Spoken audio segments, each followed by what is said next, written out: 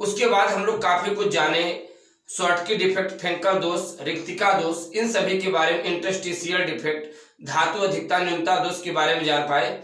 अब जो हम लोग जानने वाले हैं इम्प्योरिटी डिफेक्ट और ठोसों के गुणों के आधार पर इनके वर्गीकरण। दरअसल इन्हें 3 वर्गों में विभाजित किया जाता है, कंडक्टर, इंसुलेटर और सेमी कंडक्टर। बात करें अशुद्धि दोष, इम्प्योरिटी डिफेक्ट के बारे में, तो ये इम्प्योरिटी डिफेक्ट, अशुद्धि दोष एक ऐसा डिफेक्ट होता है जिसमें कहा जाता है अगर कोई हमारे पास सपोज मान लीजिए आयनिक क्रिस्टल हो, राइट, अगर इस आयनिक क्रिस्टल की हमें चालकता बढ़ाना हो तो हम कैसे बढ़ाएंगे, जरा ध्यान दीजिएगा। इस आयनिक क्रिस्टल की चालकता बढ़ाना हो तो हम कैसे बढ़ाएंगे, तो कहते हैं इसमें कुछ अशुद्धि मिलाकर इसकी चालकता के हम क्या कर सकते हैं, बढ़ा सकते हैं। यहाँ पर हमने क्या किया, Na+ को हटाया और Na+ को हटाने के बाद हमने यहाँ पर कोई अलग से आयनिक क्रिस्टल को यहाँ पर रख दिया, भर दिया इसके अंदर, राइट, डाल दिया। तो Ca+ यहाँ पे हमने कैटायन क्या किया, डोपिंग कर दिया। अच्छा, इसी क्रिया को हम लोग डोपिंग भी कहते हैं। जो इम्प्योरिटी डिफेक्ट होता है, अशुद्धि दोष होता है, अशुद्धि दोष में कोई आयनिक क्रिस्टल होता है, इसमें हम लोग अशुद्धि मिलाकर इसके आयनिक जो प्रॉपर्टीज होते, गुण होते, उन्हें हम लोग बढ़ाते हैं और इसी क्रिया को दरअसल हम लोग डोपिंग भी कहते हैं। चलिए अब हम लोग सीखते हैं कंडक्टर, इंसुलेटर और सेमीकंडक्टर के बारे में। यहां पर हम लोग 3 हेडलाइन देख पा रहे हैं, चालक, कुचालक, अर्धचालक। चालक वे ठोस पदार्थ होते हैं जिसमें विद्युत धारा का प्रवाह बहुत अधिक होता है। बात समझ में आ रही है? यहां पे हम लिखते हैं जिसमें विद्युत धारा का प्रवाह, जिसमें विद्युत धारा का प्रवाह, विद्युत धारा का प्रवाह बहुत अधिक होता है, बहुत अधिक होता है, राइट। और एक चीज ध्यान में रखना है, अगर धारा का प्रवाह बहुत अधिक हो रहा है तो इनकी प्रतिरोधकता बहुत कम होगी। ये चीज ध्यान में रखना है, प्रतिरोधकता जितनी कम होगी उतना ही अच्छा सुचालक माना जाएगा, प्रतिरोधकता जितनी अधिक होगी वह उतना ही कुचालक हो जाएगा, राइट। चलिए इसके डिफिनेशन की बात करते हैं। अब यहाँ पे हमने क्या देखा, इसमें जिसमें विद्युत धारा का प्रवाह बहुत अधिक होता है उसे क्या कहते हैं, चालक कहते हैं, उसे चालक कहते हैं, राइट। अब इसमें क्या होता है, इसमें विद्युत धारा का प्रवाह, विद्युत धारा का प्रवाह नहीं होता है। ये बात समझ में आ रही है, विद्युत धारा का प्रवाह नहीं होता है। अब अगर विद्युत धारा का प्रवाह नहीं हो रहा है तो इसकी प्रतिरोधकता बहुत अधिक होगी। अब इसकी बात करें, इसमें विद्युत धारा का प्रवाह, इसमें विद्युत धारा का प्रवाह चालक एवं कुचालक के मध्य होता है, राइट। ये ध्यान दीजिए, यहां पे हम लोग क्या सीख पाए, इसमें विद्युत धारा का प्रवाह बहुत अधिक होगा क्योंकि ये चालक है।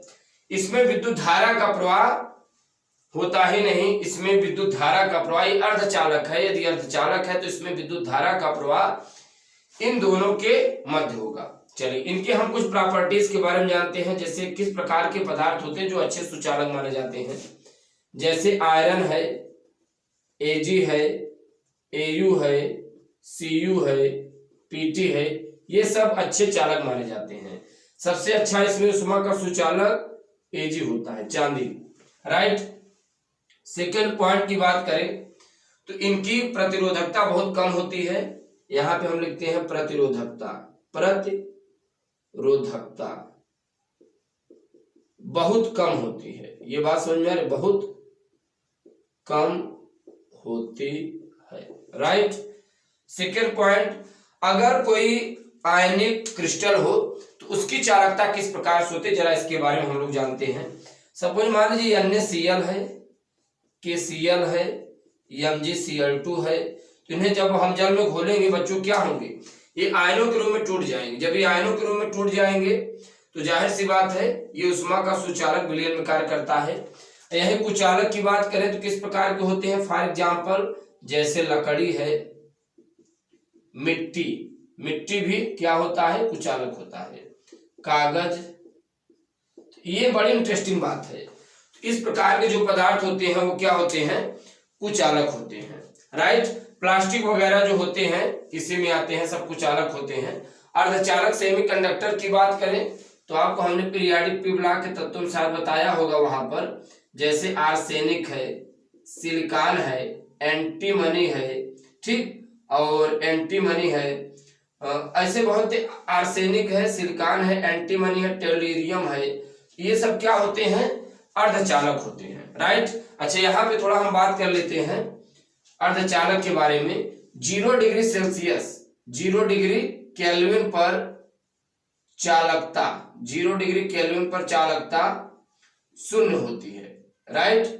0 डिग्री केल्विन पर इनकी जो चालकता होती है बच्चों वो शून्य होती है अर्धचालक सेमीकंडक्टर की। और इनका क्या प्रॉपर्टीज हो सकता है, ताप बढ़ाने पर यहाँ पे साइनिंग ज्यादा होगी तो हम बोल रहे हैं, आप लिखते जाइएगा, ताप बढ़ाने पर चालकता बढ़ती है, ताप बढ़ाने पर चालकता बढ़ती है।